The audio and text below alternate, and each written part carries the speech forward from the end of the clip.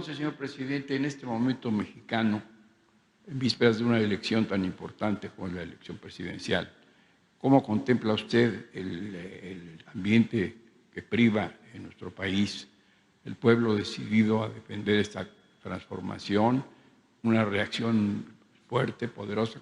¿Quiere usted describirlo, por favor? Sí, Gracias. no creo que sea igual que entonces. Entre otras cosas, porque está bien la economía, el país está progresando.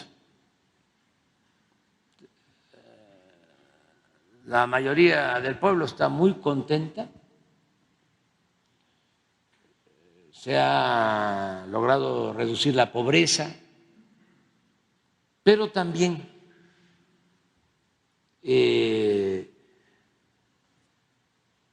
han sacado beneficios sectores medios, las clases medias.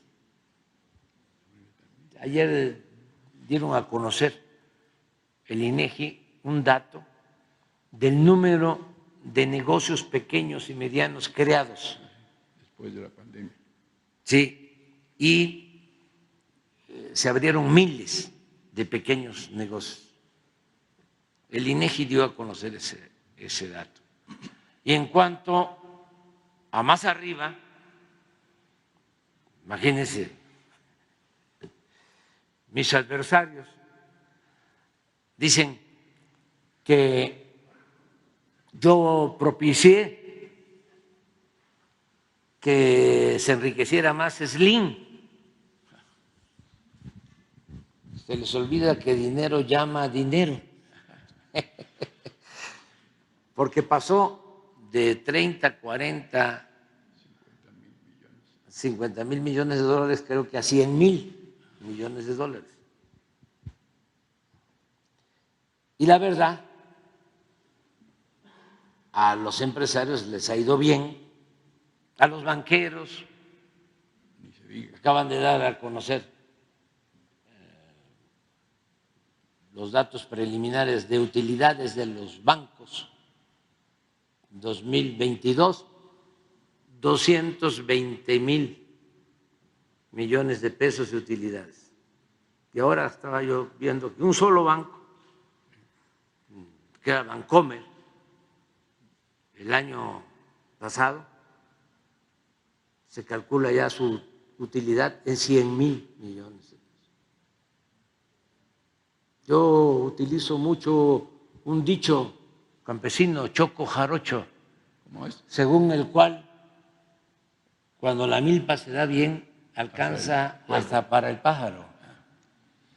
Entonces, hay un ambiente distinto. La oposición que tenemos ahora es más de dos tipos, ¿no? Por un lado, quienes no son en sentido estricto empresarios, sino traficantes de influencia, que les permitieron cometer abusos que ya no pueden llevar a cabo. Esos están muy molestos, porque hablando de la industria de la construcción, ya no había empresas constructoras, eran contratistas, y es distinto. No es lo mismo. Una empresa constructora, pues es la que tiene ingenieros, trabajadores de la construcción, maquinaria, equipo, claro. ¿sí? Y el contratista es el que se mueve para conseguir contratos. No tiene a veces ni siquiera equipo, subcontrata.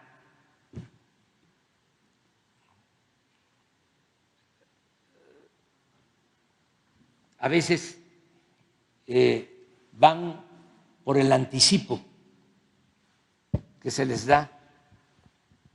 Ellos aportaban un soborno, una extorsión, conseguían el contrato,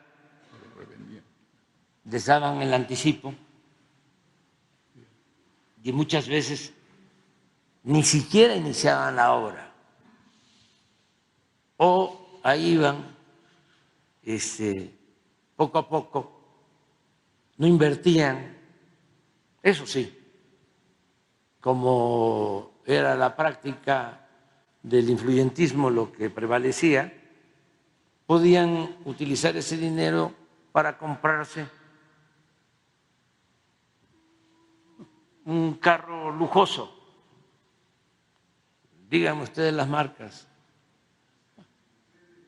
Un Mercedes, pero Maserati sugieren aquí atrás.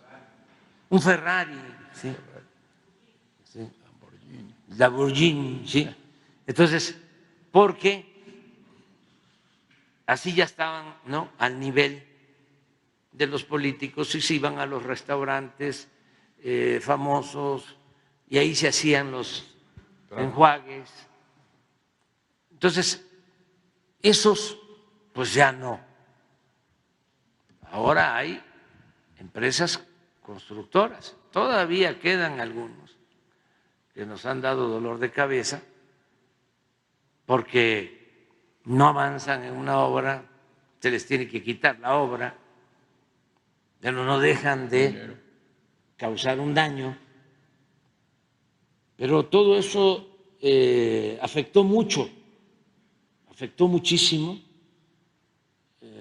Yo creo que eso se está regenerando. Ahora hay empresas responsables, constructoras, que cumplen y que obtienen una ganancia lícita, razonable. Pero ya no hay los contratos que habían antes, todo esto de que los periodistas, no periodistas, ofrezco disculpas, porque no son periodistas, me refiero a los dueños de empresas, de medios de información, que obtenían contratos para construir, administrar reclusorios. ¿Qué es eso? O empresarios que son hasta amigos míos, lecheros, que se volvieron, los convencieron, los sonsacaron y se volvieron empresarios petroleros. Un lechero petrolero, un panadero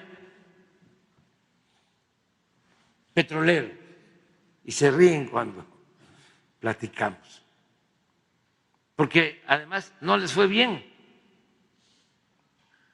Los encampanaron y ahora pues no es el tiempo de antes, ya tienen sus equipos de perforación, pero ya no les resulta, porque ya no hay aquellas utilidades enormes. Entonces, sí hay resentidos, ¿no?, de los que estaban acostumbrados a medrar, a robar, porque estamos hablando de delincuentes de cuello blanco, porque nos malacostumbraron a llamarle ratero al que se robaba una gallina, al que se roba un pavo, al que se roba un cilindro de gas, que se roba una bolsa en el mercado, y a los grandes ladrones, los grandes rateros, no perdían ni siquiera su respetabilidad, se les ponía de ejemplo. Entonces, ya eso ya cambió. Entonces, ¿quiénes son los que están molestos? Pues esos. Pero les ofrezco disculpa. Porque imagínense cuánto nos hemos ahorrado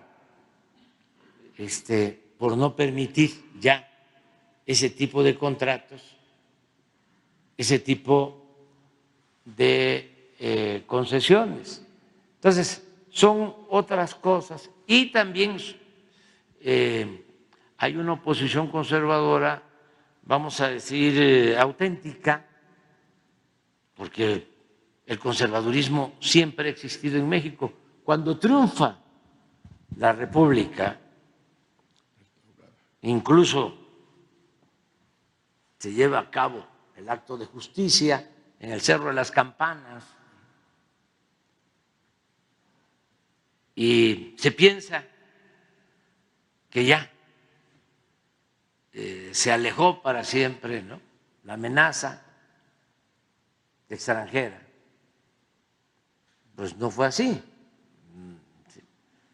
Después de eso nos volvieron a invadir el extranjero y nunca desapareció el pensamiento conservador, ni en esos momentos de mayor predominio y de victoria del movimiento liberal.